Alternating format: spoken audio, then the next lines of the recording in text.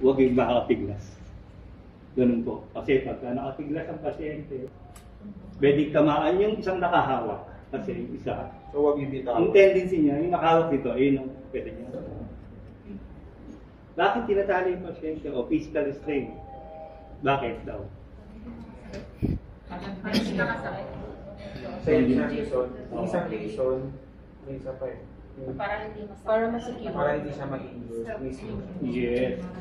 Oo. Always protect yung pasyente kahit na siya ay na may problema or nakakasakit. Pasyente lagi yung natin ipa-priority.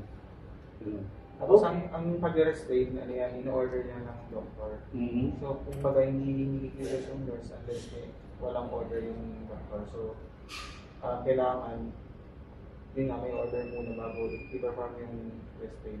Tsaka ang restraint kasi, ano siya, last resort siya. Parang, i-discuss sa inyo later yung mga steps ng natin, ng restraint. Merong de-escalation, merong chemical restraint.